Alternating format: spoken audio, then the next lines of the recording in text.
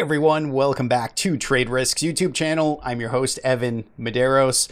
Boy, it's been a long time since I've done a free-form educational video on this channel, but I was recently working with a client and this topic of getting rich versus staying rich was something we were talking about. So I actually wrote a blog post, which again, for the first time in a long time, educational blog post that is, and I wanted to just fire up the camera and do a quick little tour video of this topic. I'm going to try and keep it pretty quick and actionable. For those of you tuning in for the first time, I'm a professional trader, founder of the Trade Risk, and back in the day, I used to do a lot more educational videos like this, but I still do routine sort of market analysis and all kinds of interesting stuff for active traders on this YouTube channel. So do subscribe if you like what you hear. Let's get into today's topic. So everyone naturally wants to get rich, right? That's why most people get invested or get involved in the stock market. But some people come to the market, believe it or not, with wealth already accumulated, and they are looking to kind of preserve and keep up with their purchasing power and not take big risks. And so this framing of getting rich versus staying rich, this was sort of popularized to me by Meb Faber. Shout out Meb, has been putting out tons of good research and educational content on his podcast, which is still going strong. But generally speaking, if you were to talk to a financial advisor, this would be basically wealth preservation versus appreciation or accumulation of wealth, right? That's what we're talking about here. And traders, I think, get lost in this kind of middle ground or don't clearly define the goals that they're seeking out and matching the portfolio to go with it. Okay. And so I want to make the case here and just sort of illustrate this concept of trading to get rich versus trading to stay rich. And I actually think people should have both of these strategies set up.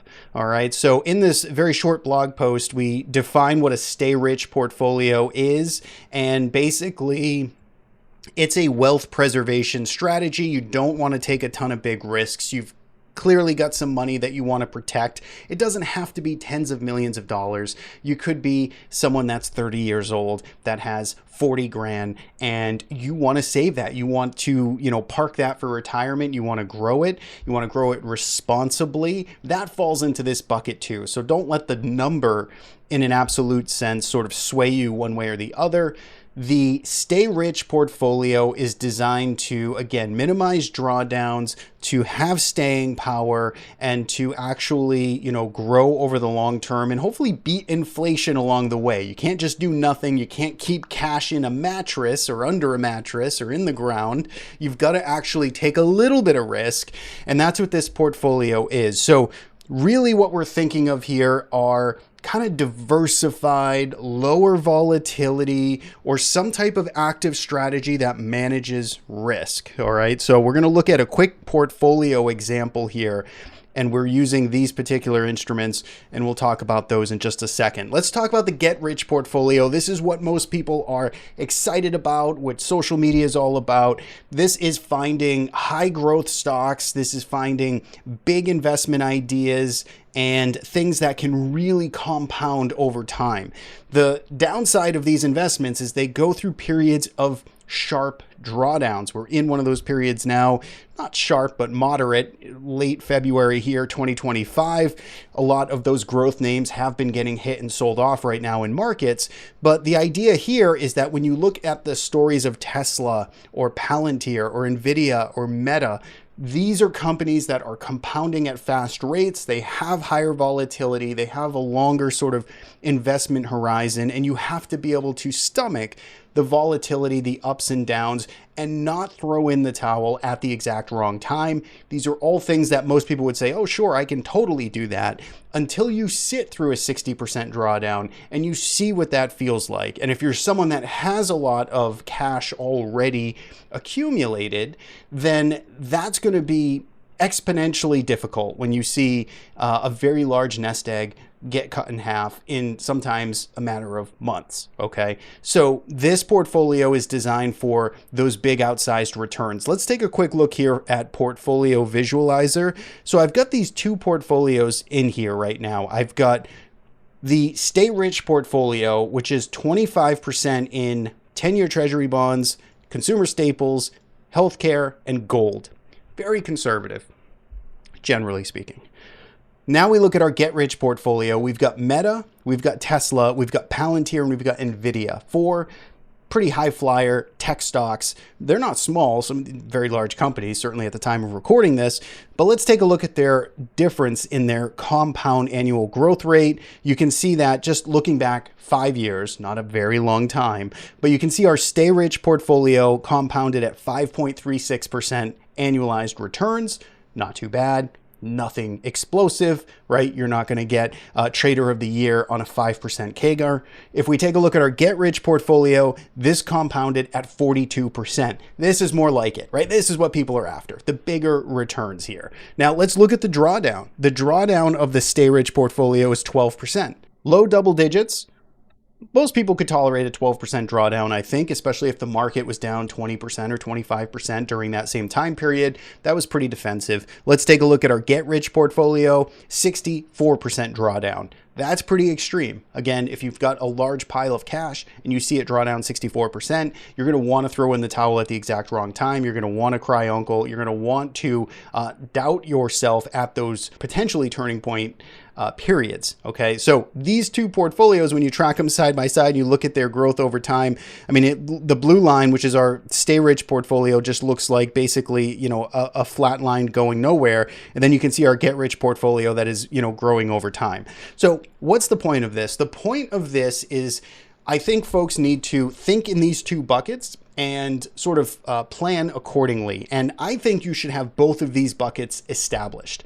Now, if you're someone young and you are not really looking for any conservative investments right now, I get it. It makes sense. I was in the same shoes, still arguably in similar shoes right now. But what I would encourage to you is to start creating the muscle memory of a Stay Rich portfolio now, even though you may not need it. And you're not going to put much money there. You're going to put 90% of your cash in the Get Rich bucket, but you're going to have some cash. You're going to have some investment dollars in the Stay Rich portfolio because it is going to build that muscle memory for you. Because eventually your goals and life will change and you will need to start protecting more money rather than growing in an aggressive way. Hopefully, right? Knock on wood. That's what we all hope. So my suggestion to folks is to think about both of these types of scenarios. Where are you trying to really get ahead, compound, take risks,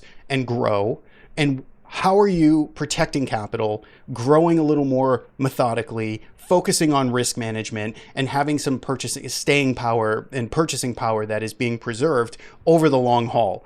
They're two very different things. Be careful getting blended up in the middle. I would have two distinct strategies or portfolios. And then I would just toggle the amount of money I am allocating or directing into those two types of investment vehicles. You could look at like a barbell strategy, a lot of like classical portfolio theory. How I personally do it, right? I do the same thing. I have a Stay Rich portfolio. I have a Get Rich portfolio. My Stay Rich portfolio is the trading systems on the trade risk, right? The Merlin, the Lamerick, the Galahad trading systems you see me talk all about. These trading systems, these are my Stay Rich trading systems. I'm hoping that they can still beat the returns of the S&P 500, but I want it with the drawdown profile and the defensive nature of like a 60-40 portfolio, right? So I still want to really focus on minimizing my total drawdown. Volatility, I don't care as much about. They're volatile strategies, but I want to be able to at least limit those drawdowns. That's my Stay Rich portfolio. I'm not looking to double or triple my account in any calendar year, right? It's just not what they're made for. Now, my Get Rich portfolio is primarily investments that I am looking at over a multi-year time horizon, not dissimilar to this type of portfolio, right? Companies that I think have a bright compounding future, but that I know is very volatile, right? Or throw crypto or Bitcoin or something else into that mix. And that's more my Get Rich portfolio, is kind of more on the investment side. What I try to do is I trade to stay rich. I invest to get rich. That's kind of my philosophy, which I think is actually opposite of a lot of folks. I think a lot of folks spend a lot of time trading to get rich, and that's fine. That's totally acceptable. It's just not exactly how I prefer to do things. I prefer to be active in the markets to be able to manage risk, to avoid the big drawdowns. And then I sit through those drawdowns and I park on deliberately researched things that I am an investor in. So that's kind of the way I look at it. And over time, if my investment account, my get rich account has a big year, then I'll funnel some profits out of that into my trading systems. And so as my risk tolerances change, as my finances change, as my age changes, family grows, all these things, I am slowly sort of shifting from the get rich mindset, the get rich portfolio, into the stay rich portfolio. I'm doing it through trading systems and concentrated sort of investment ideas, but I think everyone can apply their own version of this. And I think it is important to have kind of both of these strategies or portfolios established.